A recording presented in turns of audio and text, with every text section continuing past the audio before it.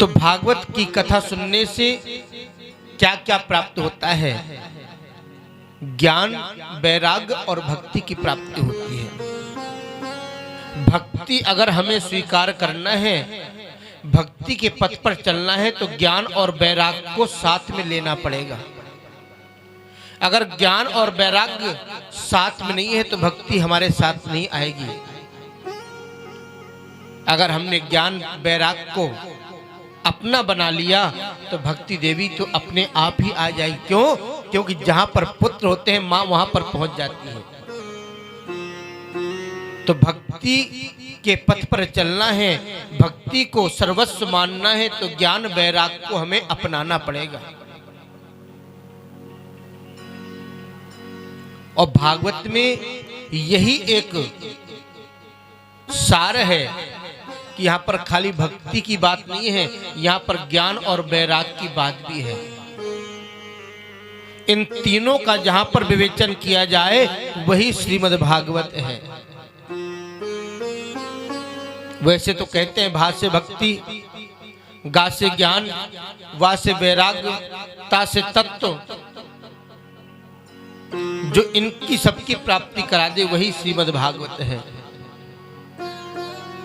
हमें भागवत की कथा को पीना है और ऐसे पीना है कि हमारा जो जीवन का आवागमन का चक्कर है वो खत्म हो जाए।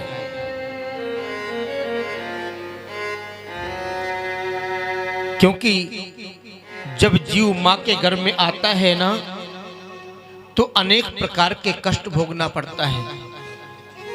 गर्भवास समम दुखम भूतो न भविष्यति।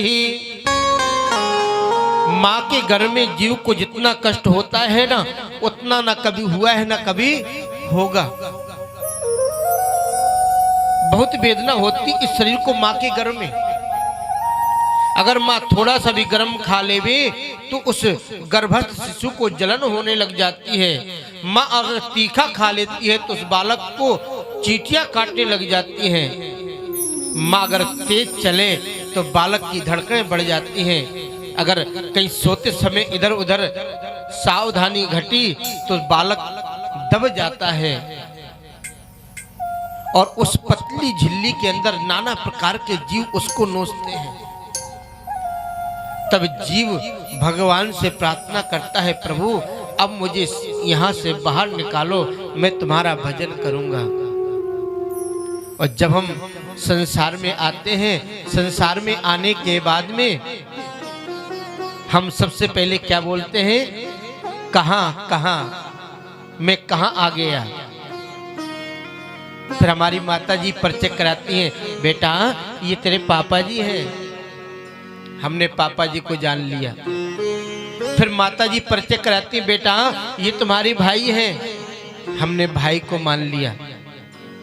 हमने देखा नहीं, माँ ने कहा, हमने स्वीकार कर लिया। और इसी प्रकार से हम उस माँ के कहने पर परिवार के उस माया जाल में बंधते चले जाते हैं।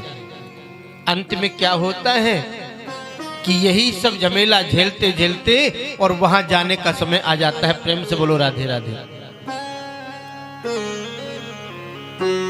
हमें ये सब संसार में रह कर के करते करते भी उस परमात्मा को भी याद करना पड़ेगा। हम 7 दिन के लिए वृंदावन आए हैं। उन 7 दिनों के लिए आने के लिए हमने 1 महीना 2 महीना पहले से तैयारियां चालू कर दी थी। हम वृंदावन जाएंगे, 7 दिन वहां पर कथा सुनेंगे, ये कपड़े पहनेंगे, ऐसा खाएंगे, ऐसा घूमेंगे, नाना प्रकार की प्लानिंग हम लोग करने लग जाते हैं। पर एक दिन हमें यहाँ से छोड़ करके हमेशा हमेशा के लिए